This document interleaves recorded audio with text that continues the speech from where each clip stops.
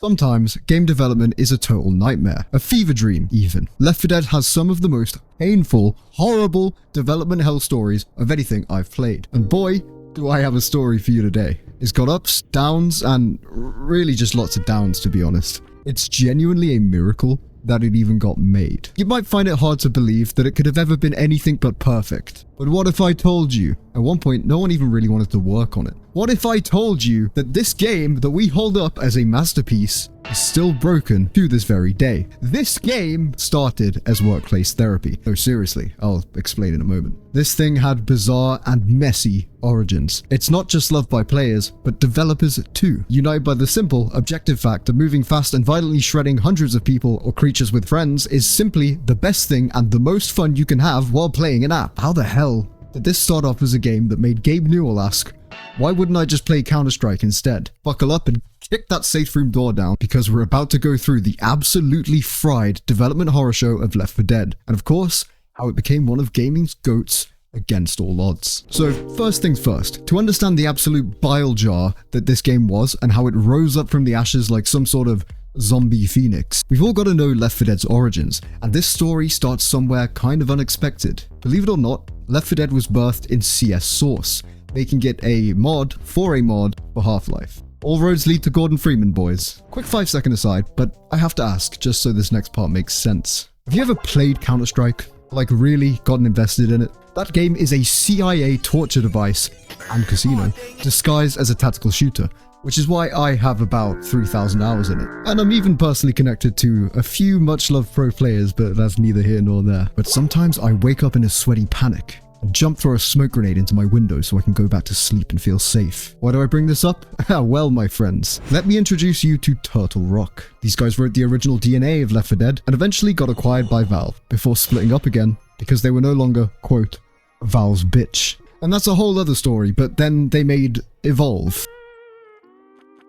They're responsible for CS Source and Condition Zero, so they played a lot of Counter-Strike. Maybe not as much as me, but if anything, that's a good, healthy thing, and congratulations. Everyone gets a 2021 service medal, but why am I yapping about how much CS these boys played? What's that got to do with anything, huh? And Turtle Rock spent their lunchtimes planting the spike, the bomb. Tensions rose in the office, and Counter-Strike's patented mind-altering effects started to take hold. One by one, genuine, actual grudges started to build in Turtle Rock's offices, threatening to break up this talented team. Every frag, every ninja defuse, every team flash just drove a nail deeper. These men were going to kill each other. Until Bill Robb and Chris Ashton, Turtle Rock devs, and as of now, former Valve devs, devised the ultimate game plan. None of them knew it, but this little decision was about to change their lives forever. Fellas, what if we kissed and made up? Hey, I said made up, behave. And all worked together against a bunch of bots instead of doming each other. As the tension hit an all-time high, silence fell across Dust 2. Then, a truce. Rob and Ashton had clutched it.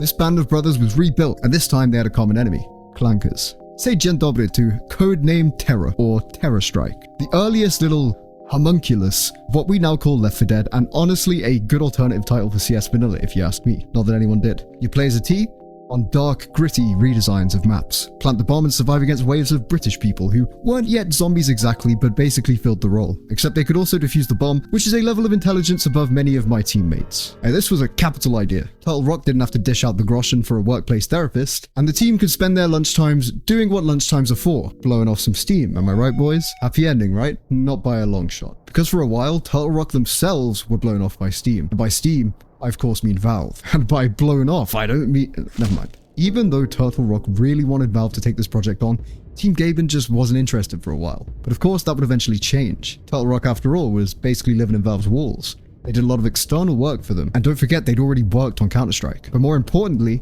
Valve also gave them a little extra moolah for idea generation. This is foreshadowing. The great Valve wall of indifference would eventually break, before obviously being patched up soon after the release of Half-Life 2 Episode 2. On September the 7th, 2005, our young protagonist, Shet Falashek, gets an email from Gaben asking if he'd be interested in a certain game Turtle Rock was working on. I'm sure you can guess which one. Falashek is a big name these days, and even has a pretty open online presence, but at the time, he was just a novice writer. A little guy, like the kid from Up. But you can need to know your Chet Hankses from your Chet Falasheks, because this guy's a big part of the story. When Falashek gave the game a try, he felt like the food critic from Ratatouille. He mentioned how it reminded him of, quote, midnight horror, shit show craziness, the kind of feeling only stuff like Dawn of the Dead can give you. I can't explain exactly, but I really know what he means. Even today, that movie's feel is unmatched. And on the subject of movies, Turtle Rock was also really inspired by 28 Days Later, which is still my absolute favorite zombie movie in the known universe. Yes, I know they're infected, not zombies as such, but you'll never catch me calling something an infected movie or game. That just sounds like some Sonic EXE Ben Drown type shit. Anyway, by the time Chet was meeting Turtle Rock and seeing their work, our beloved zombie shooter had already been maturing like a fine French cheese. A 4v4 PvP experience focusing on strategy and teamwork over simple horde bashing. Here we have the first prototype of what would eventually become Left 4 Dead's Versus mode, which ironically now destroys friendships just like the game that spawned the original idea. The key difference here was the zombies were hooked on steroids, so it played out a little differently from what we know today. And look, I even got you some footage from a leaked build. It pays to be a Leanify subscriber. So, go ahead, it's free. But what was so inspirational about it? Well, it wasn't just old movies, but of course, old games too. Chet also reminisced about the 90s, a time when it was still easy to dodge paying vehicle taxes and fun to watch your friend play 6 hours of super pixelated games and just share the moment and your substance of choice. He would spend time with his chumbas in a dodgy warehouse in a rough part of Cleveland, and they'd basically play Doom as a 4-player co-op experience of sorts, pounding brewskis and passing the controller until 5 AM until it felt like cacodemons were genuinely going to chase them down back to their cars, which they may have. Things were different back then. And Left 4 Dead took him right back to those days. God, that sounds fucking cool. These days it feels like a night spent with friends either involves spending 100+ at the club or almost dying from alcohol poisoning, playing weird old board games or niche versions of solitaire. I still don't understand the rules of fishing, but I'd always end up fishing my phone out the toilet by the end of the night. Thank you. Maybe my friends are just a bit too normal. I'm working on it. Any Death Grips fans watching? But this feeling Chet talked about here is really special. In the very early 2000s, a time where Leanify TV was truly forged, I used to stay up late watching my dad play stuff like Half-Life, Fear, and Bioshock. He also lived in a dodgy area right by some warehouses that always reminded me of Half-Life 2, and we'd hang out together in the attic until the sun came up on a huge CRT with cocoa, decaf coffee, and snacks, listening to whatever music he'd made. When we finally got to play Left 4 Dead together, it was perfect for those nights. It's a shame he left for milk. Before we get to the most interesting chunk of the video though, do you have any similar stories? See, I actually do read all the comments, so let's hear them. Let's get back on track though. How are they going to make this game happen? Chet needed a team, and fast. He started dropping hints to other Valve devs, and even straight up told Gaben this was the game he'd always been dreaming of. But even if he could convince Gaben, who can sometimes be pretty stubborn, at Valve it is very hard to just get a team together. But why is that? Well, before we get back to talking about what happened, some of you know this already, but Valve is infamous for its flat hierarchy. No gods or kings, only employees. Now Valve, would you kindly release Half-Life Tree? This smooth, flat system meant that if you were lucky enough to work at Valve, you could scoot your ass down to any development block you wanted and start working on something you actually gave a shit about. And that's one of the big reasons their games, at least the single player ones, always feel like they were made by actual developers who care. But it's also probably the reason so many things take so long. Gaben might have some pointers and senior staff might try and steer you in a better direction, but in the end, what you do is your choice. And this is of course a terrible idea. Without meddling, courageous middle managers, any company will surely fail and... So Chet had quite the job laid out for it, because this meant he had to personally convince all these busy people that the project was worth their time and hard work. So no matter what, the team was going to be really small at first. Things would only get more complicated from there. So where do you even begin? Well, first of all, this game needed a proper title. The team threw some ideas at the wall and eventually landed on Blood Run. Not a bad name honestly, but Chet didn't like it and asked for more time to think. I would have called it Zombo Combo, but unfortunately for everyone, I wasn't there. Shame.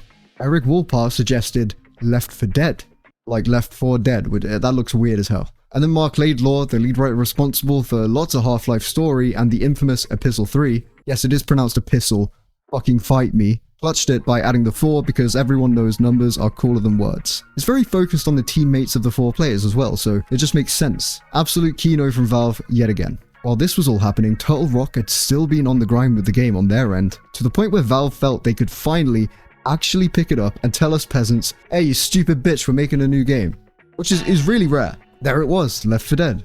Official, in all its gory glory. And you're probably thinking, what is this engagement bait, Leanify, you green bastard? It sounds like things are starting to look up. Hold my stellar guys, because shit is about to hit the fan. Slowly at first, and then all at once. Like a slow-mo guys video. Ladies and germs, let me introduce you to Obstacle 1.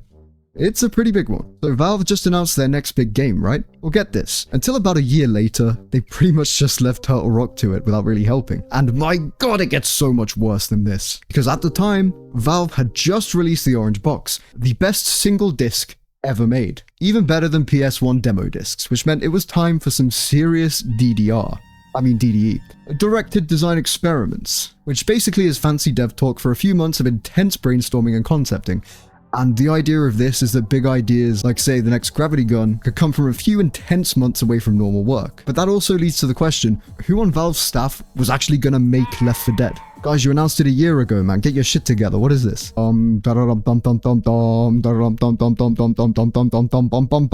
Shep was a rogue. You don't want to leave Left 4 Dead for dead. So he said, experiments? Hard pass, bro. And got back on the grind, and then slowly, something good actually did start to happen. Over the months, people who'd either opted out or finished their experiments started showing up to help. One guy, Randy Lundeen, got to work right away designing the iconic No Mercy apartments, influenced by, guess what? The apartments from Dawn of the freaking Dead. Full circle, baby! But don't get too optimistic. This was like finding a nice diner on the highway to hell. The difficulties they'd already plowed through we're gonna look like little potholes soon. The team of about 20 survivors assembled in their safe room, floor 11 of Valve's building. But they weren't hiding from the infected, just other employees, which I have to say is pretty relatable. They needed peace, quiet, and focus. Little did they know, this was actually the calm before the storm. Before the hard rain truly hit and all hell broke loose, Valve and Turtle Rock had finally started working together, but because Team Valve and Team Turtle were so far away from each other, they had to resort to e-dating, or I guess e-deving. But fear not, because one of these two things actually works. I think this is pretty innovative, even if it was only over email instead of something like Zoom, Teams, or Slack. God, that notification sound still sends shivers down my freaking spine. Now, of course, it wasn't all over email because, well, they were making a game after all, and that wouldn't really end well. So they would have daily internal playtests. Internal meaning only Valve and Turtle Rock would actually be playing the game. And this is a great way to quickly point out and fix issues because everyone there is qualified to actually give their opinion.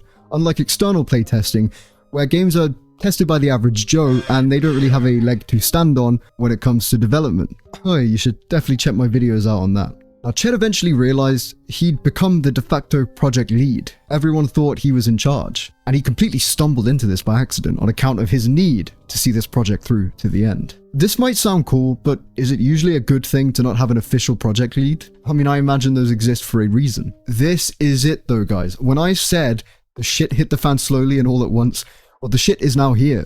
The shit is on your doorstep. It's in a paper bag, and it's on fire. If you dare to find out what horrors happen next, well, that's on you. Just bring a change of shoes, will ya? I don't want you trekking that shit all over the carpet. I just had it done. So, how did the playtest go? Well, if you know anything about my channel, not well. But this, it's probably worse than you expect. Ladies and germs, this is the story of the playtest that pretty much almost ended the whole project. So, where do I start? The main menu. How do I say this? You know the matchmaking? It had a small issue, which proved to be a pretty big problem. It didn't work. As in, you would try and play matchmaking, you know, to find people to play with, play online, and it just wouldn't work. Now imagine that. You're standing in front of all these people, you're standing in front of Gaben, and you're the project lead. You stumble at the first step, and you land face first in the gabagool. Gaben just sat there. This guy must have been pissed. And this is what they managed in all of this time? Me bomba. Chet says, Gabe just asked me very seriously, why don't I just play Counter-Strike instead? That's working. And I thought he was joking, like, haha. But then he made me watch him play it. He made me sit in his office and watch and play it. Good God. Not only was the game unplayable, but Gaben put my boy in the gamer cuck chair. Is that better or worse than the regular cuck chair? Don't ask me, man. I've never been in that situation in my life. As an employee, that's got to be seriously scary. Like, help, my boss has finally fucking snapped, and it's my fault. But he hadn't really snapped. At least, not entirely. He was just teaching Chad a good old-fashioned lesson. He said, no, seriously, this is every single one of your customers right now asking this question. What'd you tell him? And Chet was stumped. You could try tell them to go fuck themselves, but there's always a chance that might not work. In the end, the only way out of the cuck chair and onto the normal chair was to sort this out and fast. The problem is, like I said, this was already a year along. This game you couldn't actually play. Man, they really bungled this one. On the subject of that, did you know the infected are voiced by Mr. Bungle's singer Mike Patton? That's really cool. Anyway, let's move on to the next big problem. They then realized that on the occasion that the matchmaking did work, the game was just a chaotic mess. You'd have 4 survivors versus 4 powerful player-controlled super zombies, and it was so unbalanced that just one good infected player could end the game whenever they felt like it, which somehow, still sometimes, happens today. But at this point, I think it's a skill issue. Sorry. So instead, Shet, who was surely panicking at the time, realized he'd have to take things in a different direction altogether. At least the game seemed to work now, so that's an improvement, but the clock was ticking, and fast. Can you really rework a game so much, having already thrown so much time away? Well, for a moment, it looked like the answer was no. The 4v4 concept, and by extension, the entire game, may have been a complete waste of fucking time. And maybe Valve would have been forced to make Half-Life 3, which famously, nobody wanted. Well, right about here is where the game switched from being all about this main 4v4 mode to versus just being a side mode, as it is today, still inspiring world-ending rage in the community. Instead, they had the brilliant idea to focus more on co-op. So the problem from the beginning of the story had kind of repeated itself with the same solution. Blasting easy clanker zomboids with the occasional special zombie, and working together in more ways than just shooting. We were now going to be dealing pills to each other, and maybe sometimes we'd press a button and there'd be an alarm or something. We're nowhere near out of the woods yet, but if there's one good takeaway from the nightmare so far, it's that each of these failures came with a lesson that the team addressed pretty much right away. However, by making the game co-op, they started to run the risk of the opposite problem. It could be too easy. Mike Booth, the head of Turtle Rock, had an epiphany. He said, "Do you realize something? Do you realize something? Let me tell you, if the player goes up against those NPCs that we put in the damn game, it'd be too easy. They'd uninstall our game and we'd have to downsize Valve HQ. And this left the game at its most crucial crossroads yet. It couldn't be too hard like it was before, pitting survivors against super zombies, or too easy like a zombie peanut shooting gallery. They desperately needed to find the Goldilocks zone, so they switched tactics and got working on it. A critical piece of this was Booth's idea that lone wolves should die. I know this guy didn't really just hate dogs, but he could see that a really good way to encourage cooperation is to simply make anyone flying solo a sitting duck. Chet agreed and noted that one way to make the game actually feel fun and tense was to make it fun to blast infected all day, but also to make sure that if you screw up, the unforeseen consequences are really punishing. A similar idea to what Counter-Strike does. On real talk, we've all played a game where death is but a minor inconvenience, and even sometimes gives you a small advantage, but the game pretends that dying is the worst thing that can happen. And that kind of sucks. You eventually have to ask, hey, what's even the point of being alive? In the game, I mean, sorry. If dying is supposed to be this big punishment but doesn't actually matter, that's barely a game, right? These days I play this game on Realism Expert because I find it very exciting, and sometimes you do find people who do just run ahead, but it's so rare because it's difficult. By design. Shout out to my man Cherry PL who helped me get the Realism Expert achievement and just straight up jumped through Swamp Fever. Apart from these edge cases, the co-op in this game is optional in the same way that sleep is optional. So, even though the team had their most important urethra moment yet, there were still people on the team who doubted it. Like an animator telling Shet they'd never be able to ship the hunter because it would just piss people off, so it just jumps on you. Obviously, this guy didn't get it. The entire point of Left 4 Dead is that there are things you need to do for your teammates, like, you know, rescuing them from said zombie. And when it comes to killing lone wolves, who else you putting up to the task but a hunter? See folks, AI can never replace writing like that. Or maybe it can, but I don't want to think about it. At this point in development, the game also almost went in a class-based direction, but thankfully Shet said, no way bro, that would be so fucking annoying and it would put off the casual audience. And good call. Could you imagine shoving a boomer back, going to run away, and just realizing you can't open the door because it requires a lockpick or something? That would suck. Fun fact about the hunter though. Around this point, the hunter would have been invisible when not moving, which is bonkers, mate.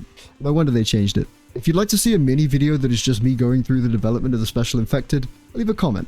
Seems like a cool idea. So now we've seen this shift from a more competitive title into a co-op direction, the one we know and love, and according to Valve's data, the one we mostly seem to prefer. And a shift from these so-called super zombies to what we now know as the Special Infected. In my opinion, aside from the game actually working, these two things were at the top of the list for determining if Left 4 Dead was going to be a really great game or just sort of okay. And what do you know? Things really actually started looking up after this. And things started to get even better, because soon after all this happened, the cavalry arrived. Valve devs poured in to get this thing finished. It might have been more helpful if they shown up earlier, but in game development you have to take what you can get and keep moving forward, like an animal shelter. You could say there was an actual sense of hope finally, but still, things were not quite perfect just yet. I wouldn't let you off that easy. See, it was really hard for the team to get a decent number of infected on screen at once, and the engine was sorta completely kaput. The sort of broken you only get when trying to brute force multiple ambitious solutions under a strict time limit.